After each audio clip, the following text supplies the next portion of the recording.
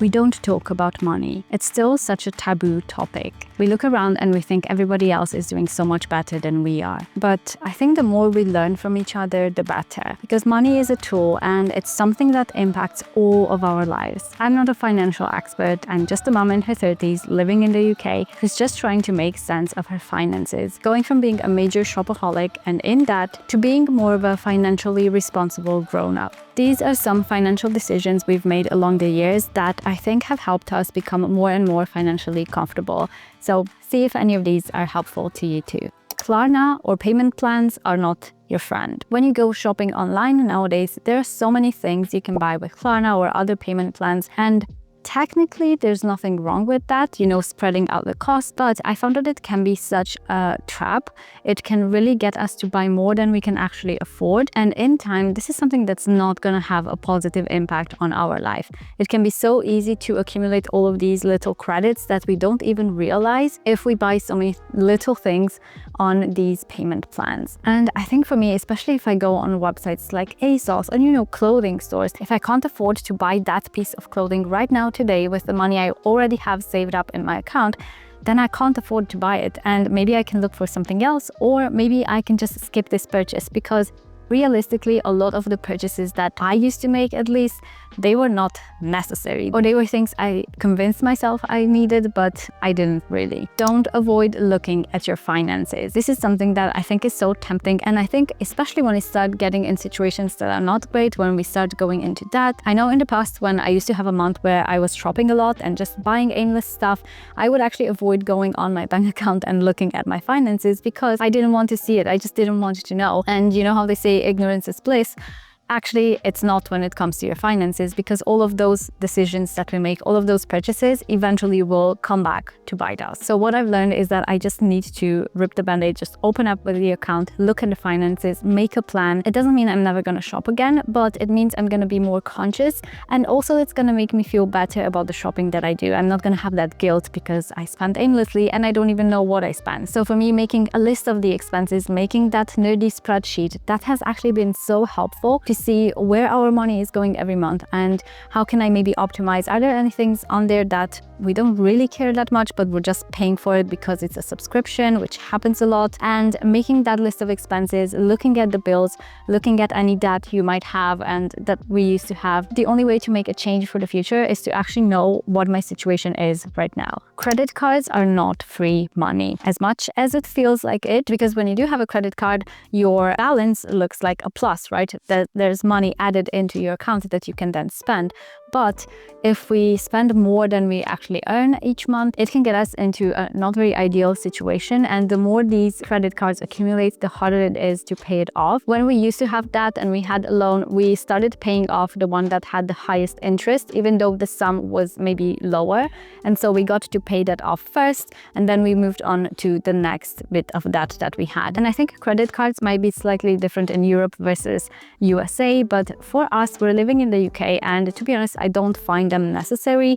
And yes, there might be perks that you get with credit cards, but unless you are very, very disciplined and very conscious and, paying it off every month straight away and making sure you don't go into any sort of overdraft, then obviously credit cards can be fine. And I know for myself, I'm much more comfortable, spending the money that I actually have in my account versus money I don't already have in there. People who look rich aren't always doing well. And I think especially nowadays with social media, we go scrolling online and we see so many different lifestyles that are different to us. And we think, because we see influencers with a ton of shopping hauls, with massive houses, with, brand new cars and all of these things, the latest iPhone that they bought, nothing wrong in particular with any of those things, but it doesn't mean those people are doing better than you are. Because sometimes what you might not see behind the scenes is that if they are influencers, for example, they might just get gifted those items. They didn't actually buy them. And so for us, going on a credit card to buy those items, it's just not a good idea. Or maybe they bought that car, but it's actually just a loan. So now they have huge monthly payments for the next 4 years. Or maybe they went on tons of holidays this year, but actually a lot of them were paid with credit cards. And I think what it boils down to is just to not compare ourselves to other people. And just because it looks like they're doing well, it doesn't mean they actually are. And what I found useful for myself is to just remember that I don't have to do any of those things. I don't have to buy designer bags or flashy cars or a whole new wardrobe every season. I just need to focus on what my goals are in life. Like, for example, I want to pay off my mortgage early. I want to be able to travel a bit with my family, but not necessarily splurge every year on travel. So I think when I focus more on my journey and my goals that I have for my life and my family, it really helps me take a step back from all the comparison. It took me a while to realize the difference between appreciating and depreciating assets. For example, a house and a car. When you buy a house, it's actually an appreciating asset. So in time, it's very likely that the house value will grow. It might be more or less, but it's unlikely that it will drop a ton. Whereas when you buy a car, it's almost for sure that in 5 years, that car's value is going to depreciate a lot. So one's more of an asset and one's more of a liability. So for us, we have decided to not have any monthly car payments because it's something that is not going to add that much more value to our life, having a new car on our doorstep. And instead of paying those monthly car payments, we would rather use that money to perhaps pay off our mortgage early or travel or do other stuff in our life. And when we did buy our car, we actually just saved up the money and bought it. It wasn't brand new. It was secondhand from someone else, and it was a few years old. So it wasn't a super old car, and I'm hoping it's going to be a reliable car for a while. And we don't have any plans of changing it unless anything goes wrong with it. But that's just what we have decided to do in terms of the car. Shopping aimlessly doesn't make life better. Now, when I started to make money in my 20s, when I got my first real job, I was so excited to shop. My kind of thought process was, well, I have this money in my bank account. I can just buy the item if I really like it. And in the long run, that wasn't very helpful because I ended up with a wardrobe stuffed with clothes that, for one, I didn't actually wear that much. And for two, it was such a waste of money that I could have used in a different way in my life. And to be honest, I think I got lucky because way back then in my 20s, when we were kind of growing up in Romania, it's not like credit cards and loans didn't exist back then, but I don't think they were such a big thing. They weren't, to me at least, they weren't like advertised as much. So it used to be harder, but I think if I had gotten a lot of credit cards back then, I probably would have been in a much worse situation in my 20s. So it used to be so much harder to get a credit or to get a loan, but nowadays I feel like they're constantly bombarded at us, like whether it's on social media, buy through Klarna, or even sometimes on my bank account app, I will get a notification that says you are pre-qualified to get this amount of loan. And it's usually something crazy, like £17,000 or something like that. And I think it can feel really tempting to take that and to see that as free money. But in the long run, we will end up, paying way more than we have to. And it can really lead us to making a lot of purchases that otherwise we wouldn't have made. And it's just a path that I don't want to go on. I want to just use the money that I already have. In case you couldn't tell, I think I'm quite a risk-averse person. Shopping is not a hobby and it's not retail therapy. This is what I used to tell myself, and also this is what I used to do all the time. A lot of the weekends before we had kids, we would go out on shopping sprees. We would go out to the mall and buy things, and I didn't even have anything specific in mind. You know how you go in the shop and you wait for the shop to inspire you. And I find that led me to a lot of purchases that didn't really add that much to my life, and buying a lot of clothes and shoes and accessories that I didn't truly need, and I didn't end up wearing that much afterwards, so they were a complete waste of money. And I think when we use shopping as retail therapy and we think it's gonna make us feel better about certain situations in our life, and yes, shopping will give you that dopamine hit, but it will also give you an instant dopamine drop after, and that is so quickly after we make the purchase that by the time we get home, that dopamine is gone, and we might even feel worse than we did before. And the problem that we have that was making us feel like we need to go shopping is still there. And even when I was going through infertility or other hard situations, I did resort to shopping a lot. And did it make me feel better in time? No, it actually made my home a lot more cluttered, and it made me feel worse in time. And so I've learned that I just cannot use shopping as a way to deal with my feelings. I have to find different ways to cope and focus on other ways that are actually self-care, like, taking care of my body or going out in nature, or, I know it sounds so silly, but it actually really helps a lot more than just going for aimless shopping. All the stuff in our homes used to be money. This is something I heard a lot when I first started on my minimalism journey and I started decluttering, and it was such an eye-opening experience because I realized I had wasted so much money buying all of these items that I didn't truly need. And if I really thought about it, a lot of them I could have used that money and saved it up for something else. I could have used that money to, add to my mortgage, or I could have used it to pay for another holiday that year, or, just in a different way than just the stuff in my home. Money doesn't buy happiness in the way that we think, like cars and luxury items and things like that. Those things generally don't tend to give us a lot more happiness than we already have in our lives. But I have found that money can provide peace of mind.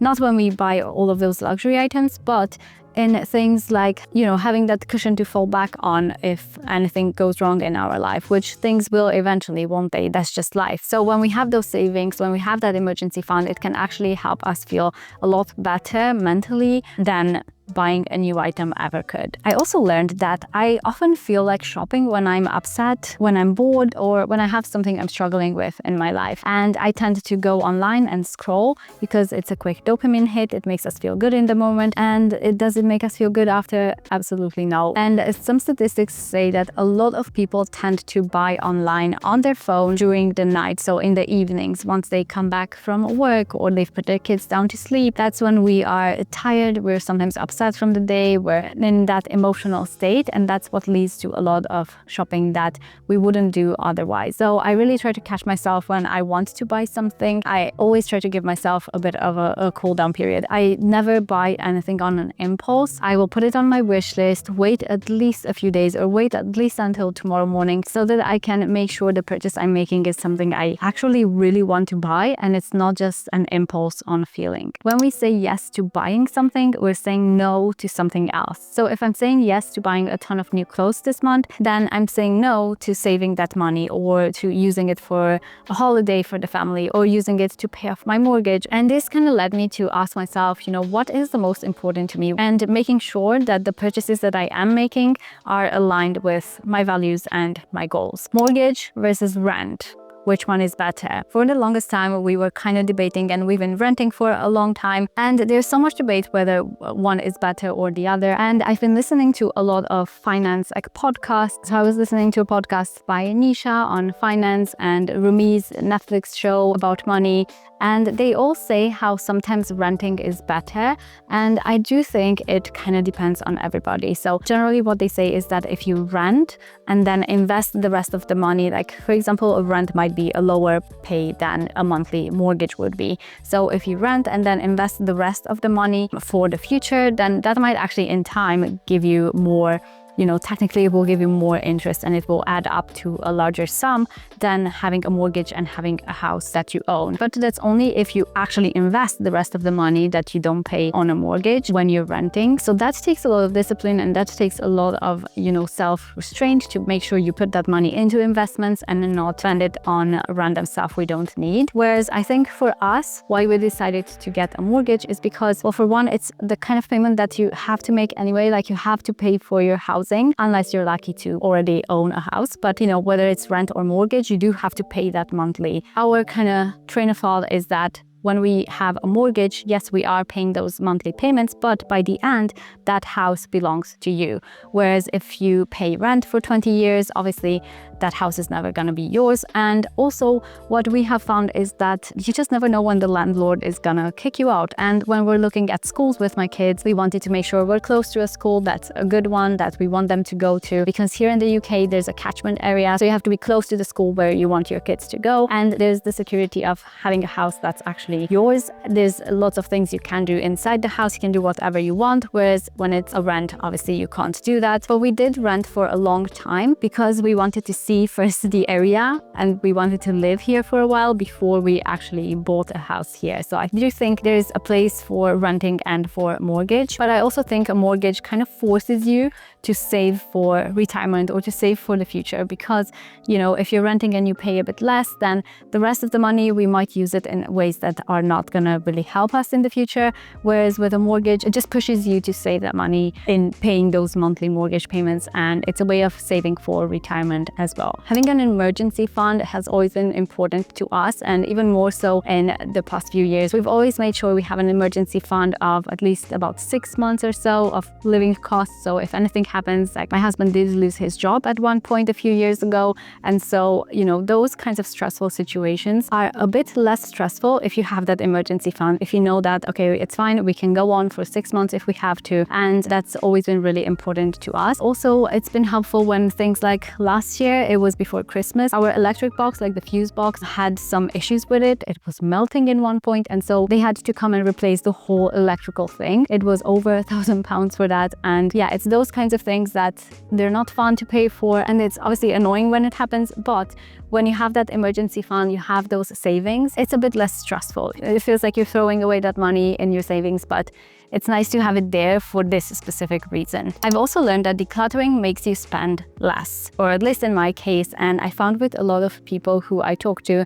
once you declutter and you see all of those items that you're taking out of your house, that again, it used to be money, and also it's so much stuff that you didn't truly need. I do think decluttering is such a cleansing process, and it really brings us more clarity in what's important to us. And I find now when I go to the shops, like I decluttered some decor items from last year that I wasn't using. I gave them away to some of my neighbors. I donated some of them. And now when I go to the shop and I see something similar, I'm not going to be tempted to buy it again, because I just know it's not going to be a good purchase. I'm not going to enjoy it. It doesn't bring value to my life. It might be cute in the shop, but I don't actually need it. So decluttering has made me spend way less money than I used to. We also started investing. This is something I feel like with all of this financial stuff, it's nothing we are taught in school, is it? At least not when we grew up. I'm not sure about nowadays, but we didn't learn anything about investing or even interest rates or taxes. We didn't learn any of that. And then you're plopped into the workforce and expected to know all of these things. So it took us a while to kind of learn